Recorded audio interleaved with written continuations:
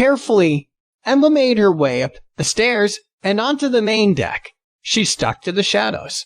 The fact that it was storming something awful and almost midnight.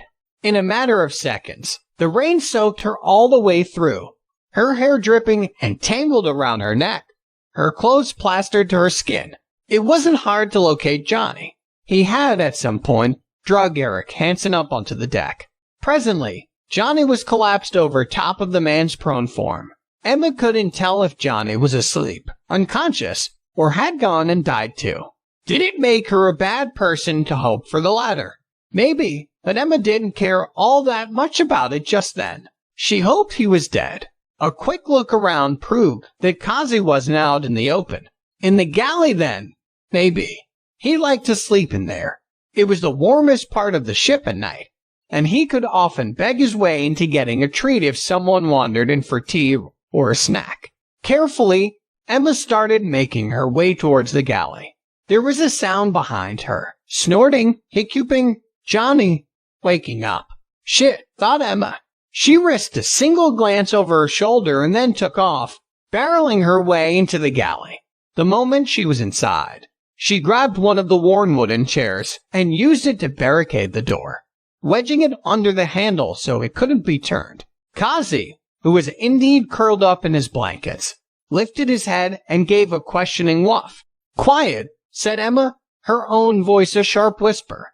"Quiet, Kazi." Kazi, who was a very good boy, put his head back down on his paws and listened.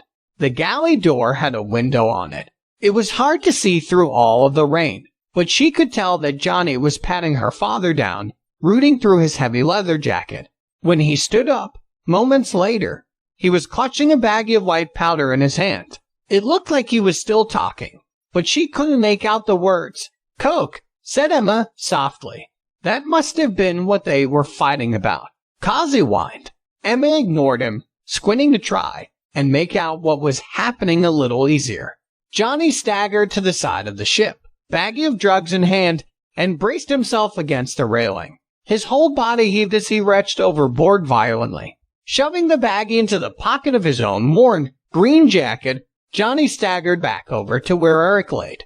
He nudged at Eric with the toe of his boot. Then Johnny shook his head, raking a hand through his rain-plastered hair. He was still talking, even as he took Eric by the arms and started to drag him over to the railing. Emma couldn't breathe. She couldn't look away. Johnny hauled her father up into his arms, and then dropped him down over the rail of the ship. Emma couldn't hear him impact with the water, but she could imagine it clear as day, clear as her own terror, as the bitter bile that was biting at the back of her teeth. Feeling sick, she slunk down to the ground, bracing her back against the galley door. Kazi, sensing something was wrong, got up and came to sit beside her, whining and pawing at Emma's shoulder. "The radio," she said, voice raw. Except, no, that wouldn't work. Emma could barely work the radio. It was loud, and in the captain's quarters on the other side of the deck. Johnny would see her or hear her, and then Emma would end up as dead as her father. Kazi whined, pawing at her shoulder again. Emma set a hand on his head, more habit than anything else. What options did that leave her with? There was no way that Emma could take Johnny in a fight.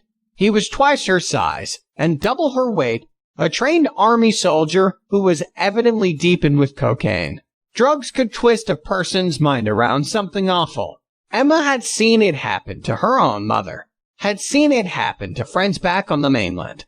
No, that wasn't an option. Which meant, if we can get to the Denji, said Emma to Kazi, we can get out of here. Kazi licked the side of Emma's face as if in agreement. Decision made, Emma stood back up. She took another look out the window of the galley door. There was no sign of Johnny. The hatch that led beneath deck was open. A cold chill ran down her back. Had Johnny gone looking for her? If so, it wouldn't be long before he realized Emma wasn't still in her room. This would be her only chance. She had to move fast. Emma's backpack was still hanging on the back of one of the chairs at the table. She grabbed it, rushing through the galley, shoving everything that she could find into the bag. Gallons of water were stored under the sink. Emma grabbed one of those as well, slinging the bag onto one shoulder and making for the door. Still no sign of Johnny. "Kazi," she said, firmly. Emma tapped her leg. "Follow." Kazi's ears pricked up. He knew that command. He was good at it. Emma unlocked the door.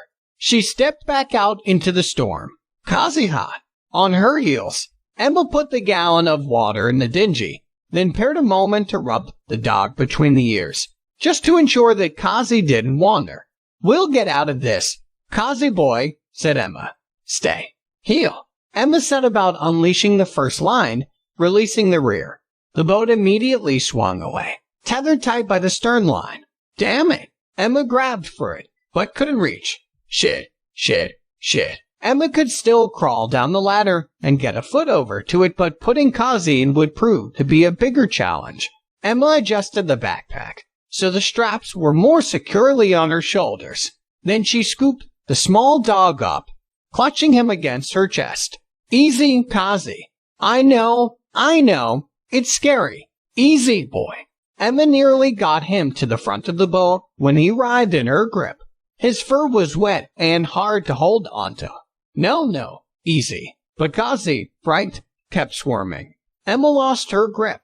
Kazi plummeted down into the sea, vanishing into the dark waters with a splash that seemed to cut straight into Emma. "No," she shouted. From the other side of the ship, there came a slurred call of, "There you are. I've been looking for you. Emma, we got some things to discuss." It was Johnny. He looked a wreck, dark marks under his eyes and white still clinging to his knees. He was holding a bottle, making his way across the deck. Johnny was coming. Kazi was drowning. Her father was dead. Emma made a split-second decision. She flung her leg over the rail of the ship and leaped into the waters below. The cold of the ocean stole the breath from her lungs. Emma kicked, flailing, struggling to get to the surface. Her head breached the water, salt stinging her eyes. The waves threatened to push her back under, briny liquid flooding her mouth. Half blinded by the storm and the sea, Emma struggled over to the boat. She grabbed hold of the soaked rope, using it to haul herself to the wooden vessel. It nearly capsized as she hauled herself into it. On the ship her father had so lovingly called the Destiny, Johnny hung over the railing, wailing, "Just wait a minute. We can talk this out. It's not what you think." Emma ignored him. The storm turned the sea violent. The waves rocked the dinghy violently from side to side, held fast by the stern line.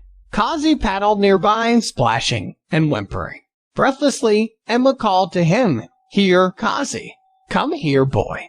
Come on, Kazi. You can do it." Kazi tried his best. The moment that he was in arm's reach, Emma grabbed hold of his fur and hauled him up into the boat. Kazi yelped and wailed, but Emma kept her grip on him this time and flopped him down onto the floor at her feet. The poor dog was as soaked through as Emma was, ears pinned back, tail between his legs. Johnny was still raising a ruckus. He seemed unaware of the fact that the stern line was still tied.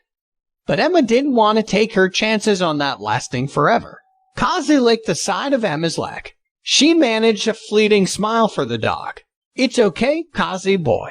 I wouldn't have left you out there. It's going to be fine. I promise." Her arms tightened, muscles threatening to cramp. The night air proved chilly against her soaked clothes and skin. She grabbed the stern line, working at the knot. It wouldn't budge. The fibers were soaked, making it nearly impossible to break free. She broke 3 nails, straining until her hands shook and her knuckles ached before it finally loosened. Once that happened, it was just a matter of time and patience, neither of which she felt like she had.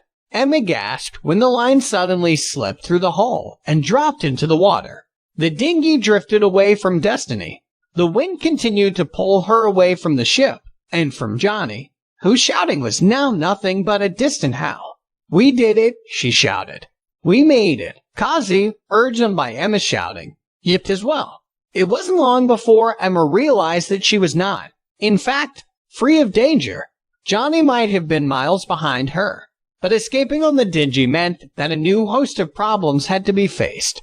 The first involved what to do with her newfound freedom. Sure, she had an electric engine, but she had no idea which way to go. There was no land in sight, and she didn't know how to tell what direction she was heading anyway. That left luck as her only savior, praying someone would come along, another ship, another boat, a barge. They couldn't have been that far from the shore. Someone else would have to come along, eventually. Kazi curled up on top of Emma's bare feet. The sea rolled and surged, carrying away the birth of her father's murderer, taking her to parts unknown. Worry clung to her chest, wrapping its fingers tightly around her throat. Already, destiny was nothing but a speck in the distance. Emma sunk down onto the floor of the dingy, hiding her face in her hands. She had never felt so scared before, so alone. Emma had only been crouched there like that for a few minutes before she heard it. A knock. Knock against the side of the ship.